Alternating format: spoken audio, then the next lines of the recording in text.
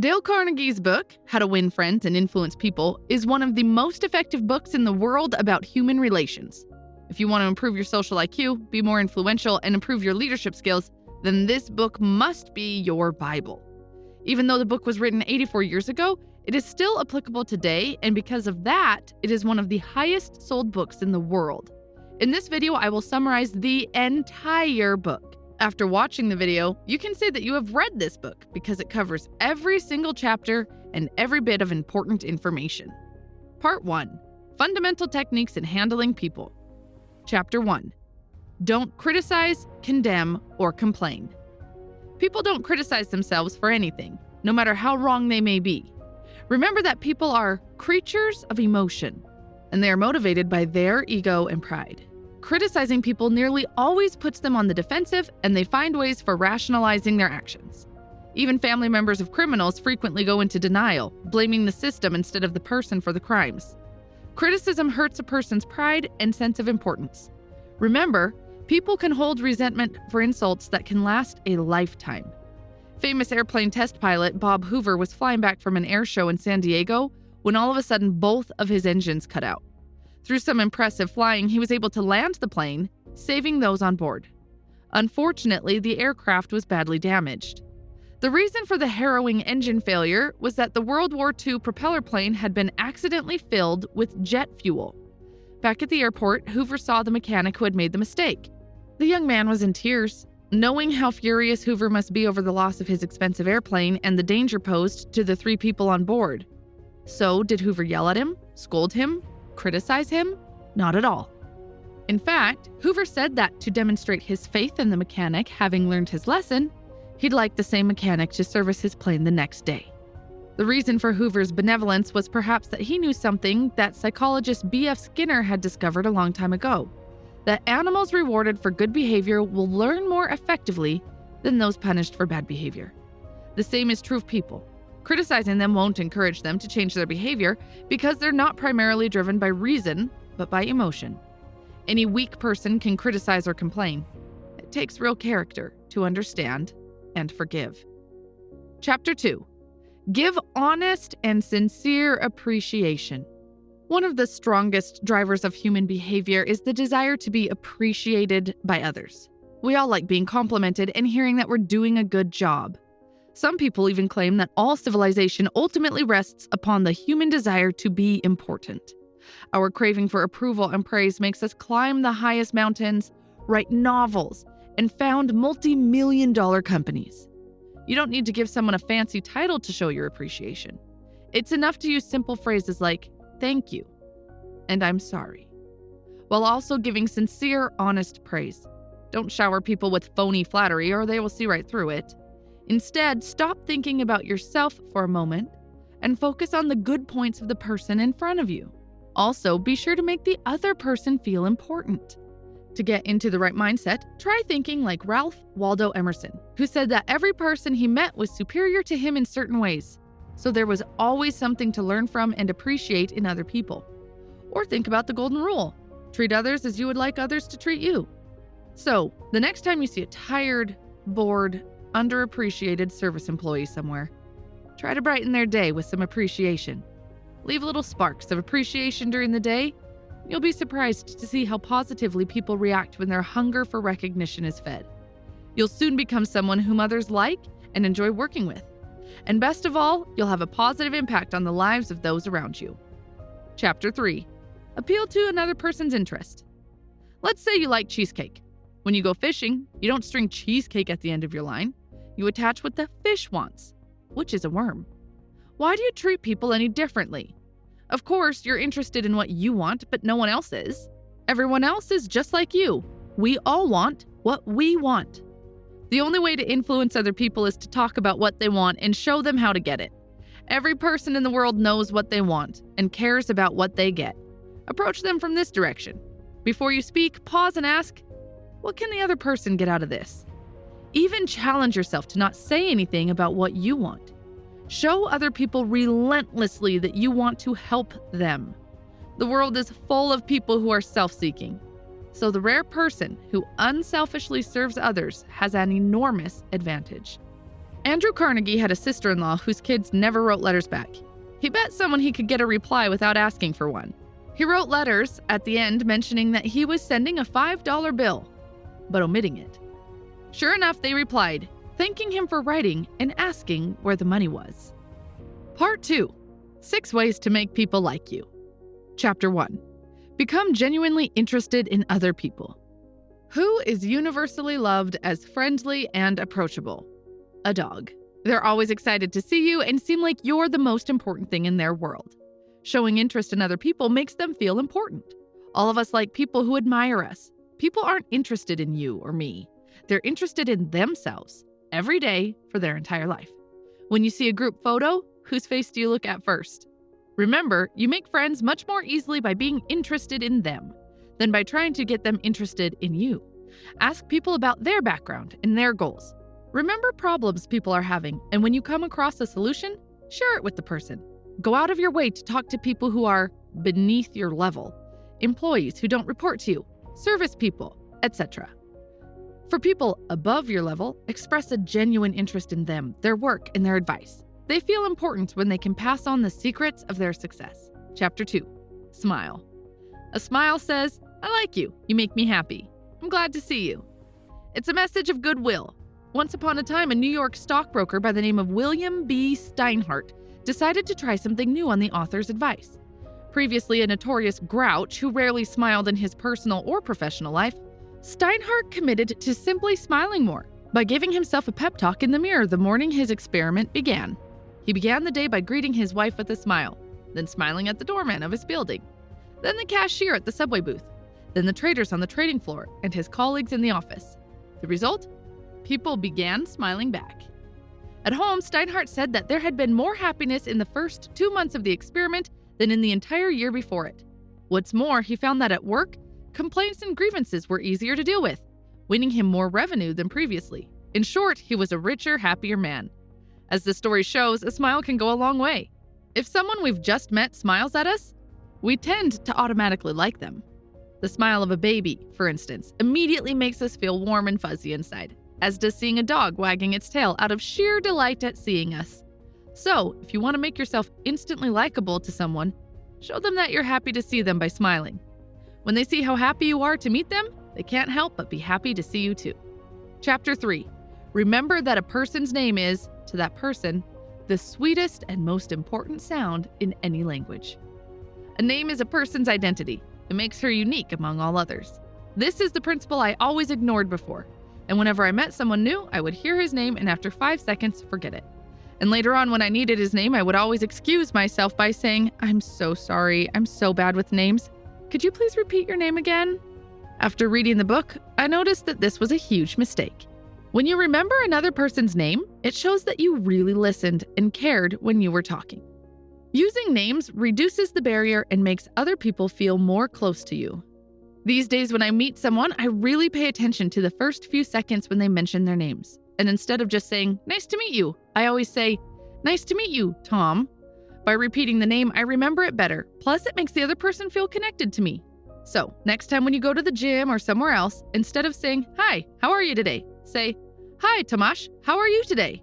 You'll start seeing the difference. Saying the name is a subtle and welcome compliment. Forgetting it or misspelling it is a crippling mistake that suggests you don't care enough to get it right. People pay loads of money to have their names remembered after they die, naming buildings, having parks dedicated to their name, etc. A business person who can't remember the names of his important clients is simply saying that he doesn't care about a big portion of his business. Carnegie wanted to merge with a car company called Pullman. When Carnegie mentioned that the new company would still be called Pullman, Pullman became far more eager. If you are having difficulties remembering the names, then make sure you catch it when it comes up the first time in a conversation, and ask for it to be repeated or even spelled out if needed. Then repeat it back to the person multiple times during the conversation. Finally, when you are alone, make some type of connection to remember it better. Chapter 4. Be a good listener. Encourage others to talk about themselves. A person's life is the most important life for that person. A person's headache means more to him than a famine that kills 1 million people. Allowing someone to talk makes that person feel important and flattered. Everyone has gone through what they feel to be tough times, and they like to talk about them if they've overcome them. Ask about this. Even better, combine this with another tip, which was give sincere appreciation and praise. Tell them how fascinating their stories are and how you wished you had their knowledge or experience.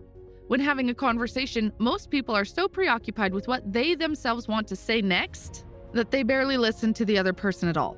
Truly listening means making a conscious effort to give the other person your full attention, and the benefits of this approach are substantial.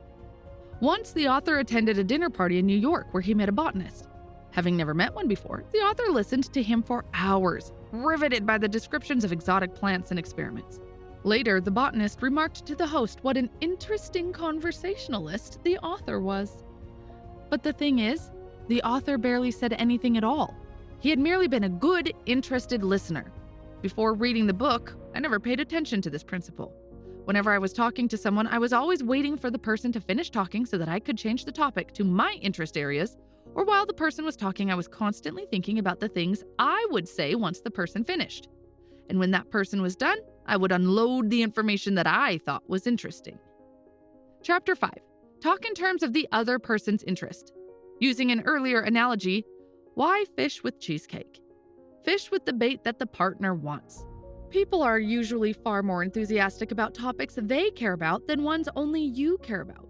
Before meeting someone, research their interests thoroughly so you have a working knowledge of the field. Identify someone's major goals, then talk about how you'll help them get closer to their goals. For example, my goal with this YouTube channel is to reach 15,000 subscribers in the next 4 months. And in order to hit that target, if I come up to you and say, guys, please subscribe to my channel because I have a target to reach, then you probably wouldn't care. That doesn't mean anything to you at all. But instead, if I can give you some useful information with this video, add some positive value to your life, and only after that ask you to subscribe and open the notification bell in order to benefit from my future videos, then there's a bigger chance that you would do it. Because if you are watching this video, I'm assuming that you are interested in your personal growth, and seeing my future videos might be interesting for you. As you can see, I didn't even mention my target. I was talking about the benefits you will get. Chapter 6. Make the other person feel important, and do it sincerely. Almost all the people you meet feel superior to you in some way. Let them realize in some subtle way that you realize their importance. Inversely, avoid doing things that demean the other person and make them feel small or unimportant. Give praise without wanting anything from them, merely to radiate happiness and lift them up. This principle is a kind of recap of previous principles, so I won't spend too much time on it. Part 3. 12 ways to win people to your way of thinking. Praise is well and good, but what do you do when someone disagrees with you? That's the next subject of how to win friends and influence people. In summary, put aside your instinct to fight fire with fire. People don't like to be proven wrong. They don't like to admit that they have to change their mind, no matter how right you supposedly are. They crave importance, and correcting them insults their pride. You think it's important that you're seen as the smartest person in the room, but you'll be resented for this. Chapter 1. The only way to get the best of an argument is to avoid it. Arguing with another person does not really make much sense. If you lose the argument. If you win, the other person will resent you for having hurt their pride, and you will still not have truly won them over. And 9 times out of 10, the argument will only make the other person stay stronger in their point of view than they were before. Therefore, the only solution is to avoid such disputes from the start. When an argument starts, distrust the first response that bubbles up in you, as it's usually an instinctively defensive one. And whatever you do, control your temper. Listen to what your opponent has to say without resistance or protest, and promise to carefully examine their thoughts. Try to find areas where you agree. This will help reduce your opponent's defensiveness. Chapter 2. Begin in a friendly way. A hostile attitude just invites reciprocal hostility. People don't want to change their minds. They can't be forced to agree with you, but they may be led to. Think about how to make an animal come to you. Do you chase after it, snarling, or do you offer food? A drop of honey catches more flies than a gallon of gall.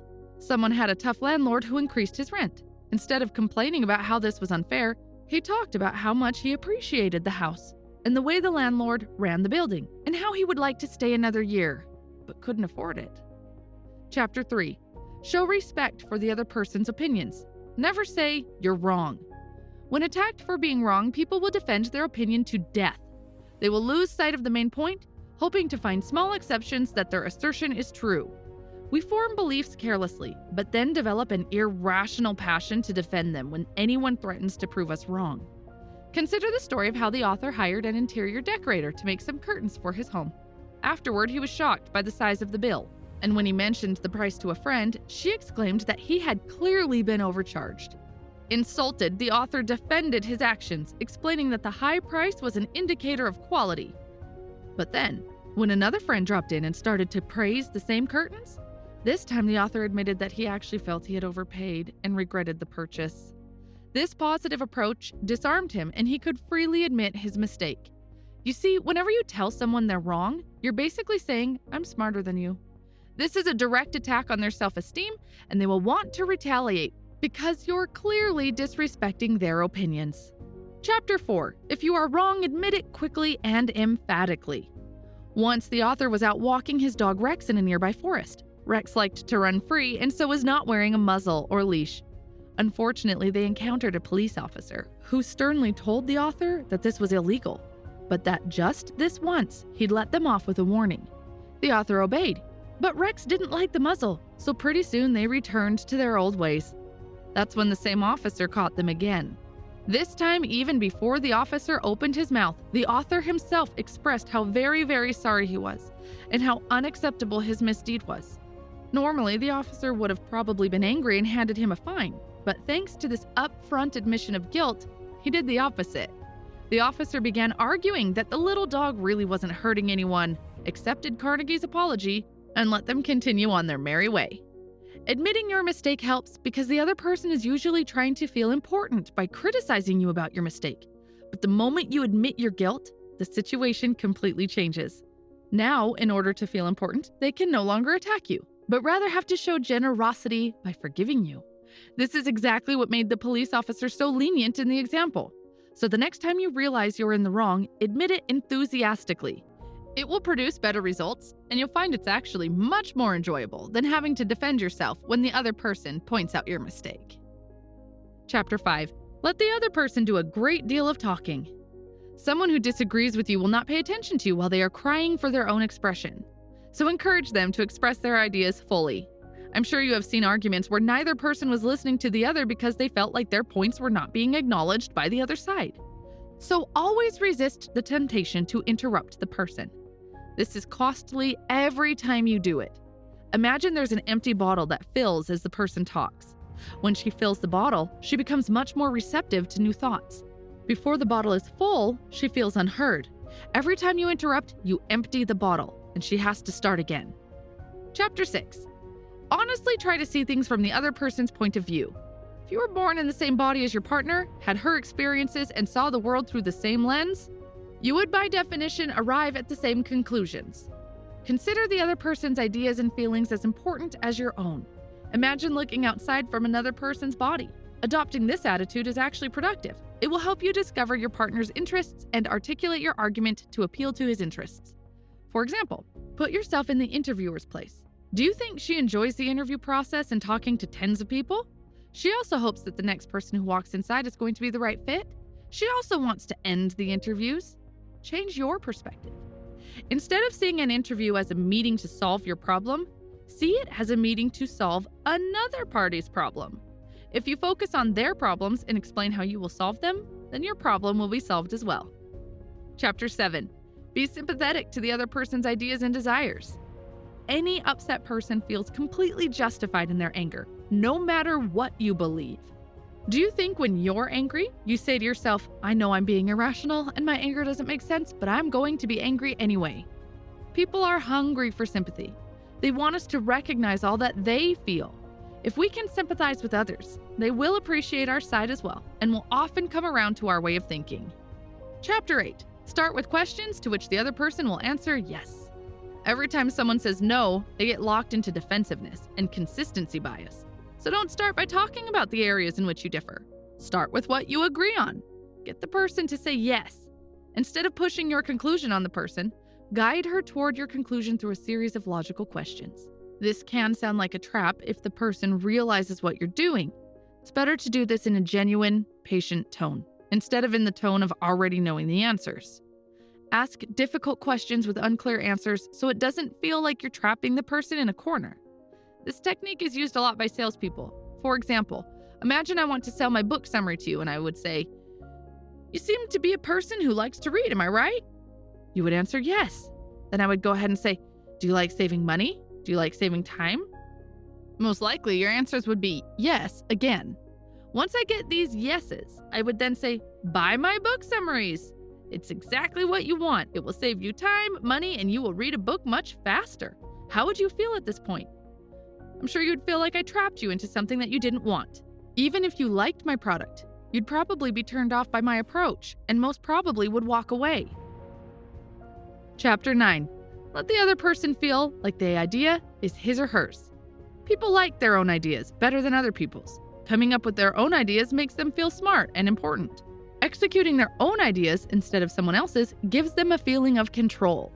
For example, once I was negotiating with a quite tough person who did not like to compromise. After a while, I noticed that it would be very difficult to reach an agreement. So I decided to apply this tactic and said, "You know about this topic more than I do. You are the world's expert on this, so I want to hear your opinion. How can we reach an agreement?" The person stopped for a moment and then started giving me advice and options. His approach changed from being an opponent to a mentor. After hearing all of his options, I chose one of them and decided to implement it. Since he gave me the option, he was much more engaged and interested in implementing it successfully. Chapter 10. Appeal to the nobler motive. A person usually has two reasons for doing a thing, one that sounds good and a real one. Forget the real one. Appeal to their highest moral principles. For example, when someone is breaking the agreement, say that your impression of the person's character was one of high integrity. Give them some time to think about it. If they come back and want to continue, then you will accept it without hesitation and admit that your judgment of character was wrong. But you still personally believe they're a man of their word and will not break the agreement. We humans don't want to lose the nobler motives that we pose. Chapter 11. Dramatize your ideas. Attention is scarcer than ever before. Find ways to capture it without being gimmicky. Merely stating a truth isn't enough. The truth has to be made vivid, interesting, and dramatic. Find a way to visually represent the stakes. A cash register salesman observed a slow-moving checkout line. He told the owner he was losing pennies with every customer. He threw pennies on the floor to make the point. Imagine how effective this would be if he kept doing this repeatedly to illustrate the money lost. Steve Jobs famously introduced the iPod as 1,000 songs in your pocket, not talking about gigabytes of storage. Here are a few tactics on how you can apply this principle. Provide a visual analogy. Show objects for size, speed, and cost. Equate the opportunity to dollars. For example, your business is losing one Mercedes-Benz a day by not fixing this problem. I personally like this tactic and have used it a lot in the past. For example, when I was finishing my internship, I had to give a final presentation about the results. In total, we were around 25 students, and among them, my presentation was one of the most interesting ones. And the reason is that when I was presenting, I did not talk about the boring tasks I did in Excel. I simply started by saying that my internship saved $13,000 for the company. Once I said this, every manager in the audience started listening very carefully and asked a lot of questions at the end. To be honest, I did the same boring things as other interns. I would say I did even less. The only difference was that I calculated the number of hours I had spent and then converted it into dollars. Since it was an unpaid internship, I could easily say that I saved them money, because if some paid employee did the same job, the company had to pay a salary. Chapter 12. Throw down a challenge. When motivation doesn't work, organize a competition. This gets people going because they don't want to be second.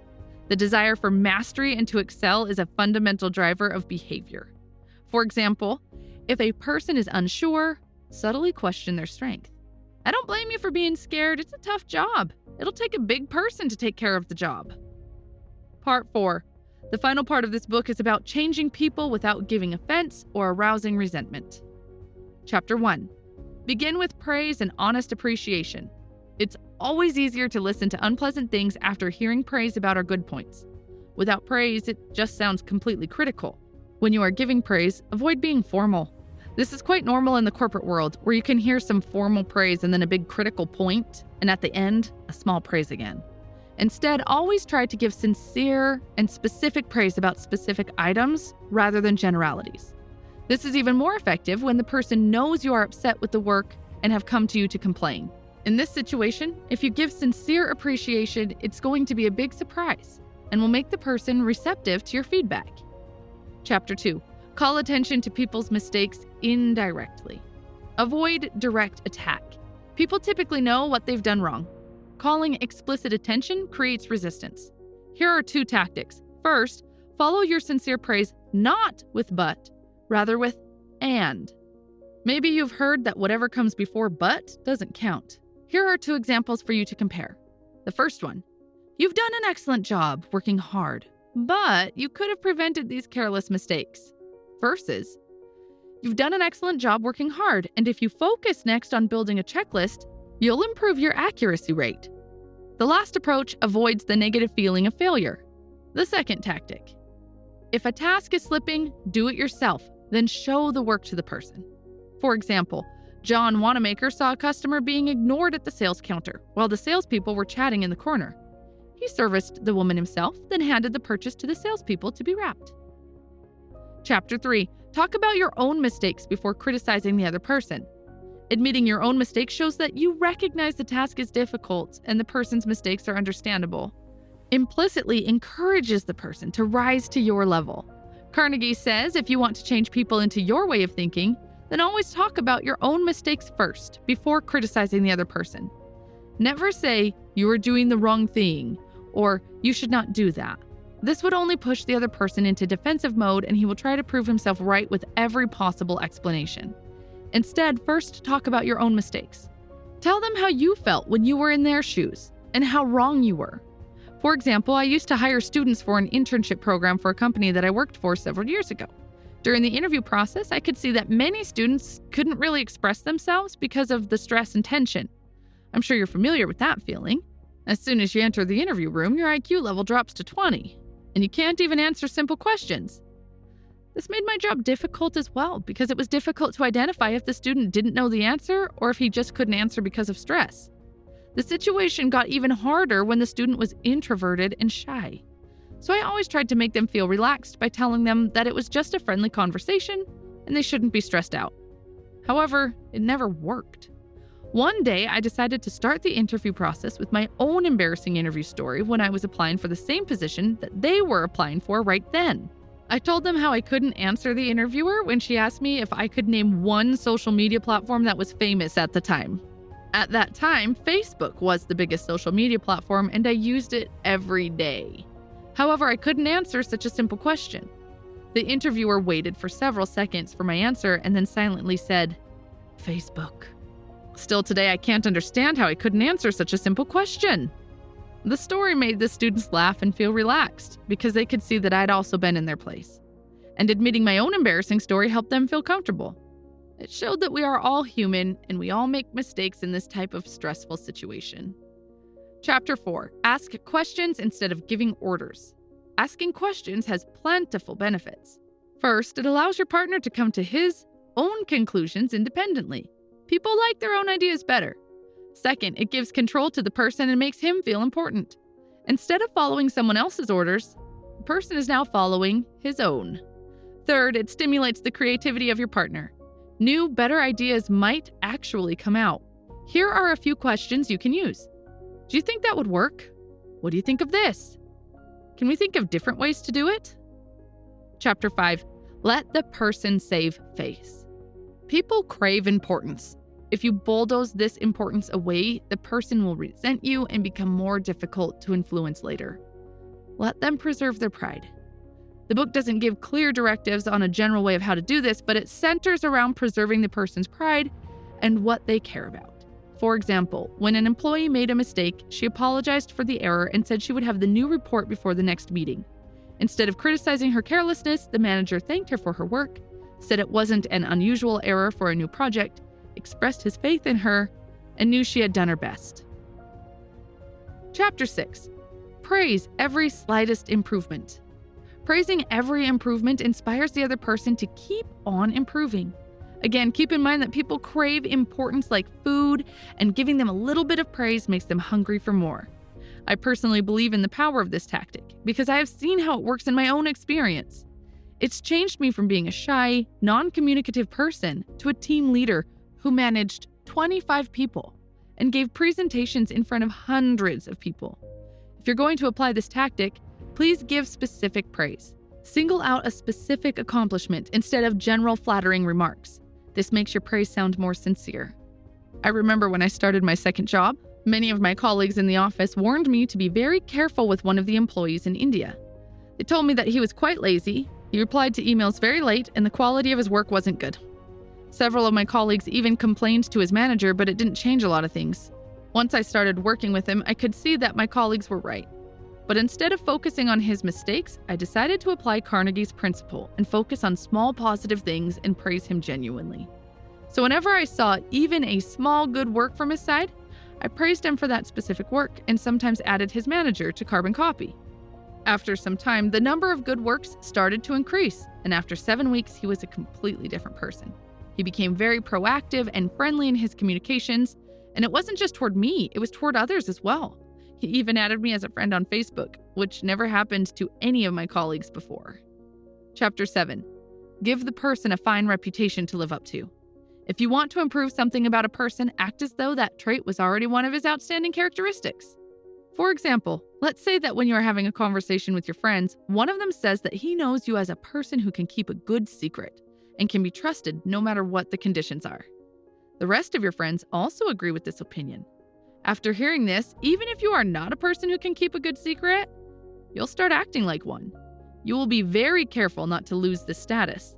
You will always speak very carefully in order not to reveal someone's secret and lose your valuable title. Chapter 8. Make the fault seem easy to correct. If you tell someone they lack the talent and will never be good at something, you've removed interest and hope for improvement. Instead, tell them they have the right talent and fundamentals, but just need to practice getting better. Make the steps easy to do. For example, here's what a dance instructor could say to a poor dancer. You have a natural sense of rhythm. You are a natural-born dancer. Chapter 9. Make the person happy about doing the things you suggest. This principle is similar to one of the previous principles, which was about keeping another person's interest in mind. I personally think that talking only about other people's interests can raise suspicion. For example, if someone is talking only about your interest without theirs, you might suspect that not everything is being revealed. One way to avoid sounding disingenuous is to acknowledge why you want the action up front. Then talk about the benefits you both enjoy.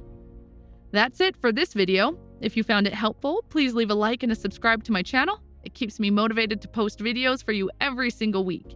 Thanks for watching and have a great day.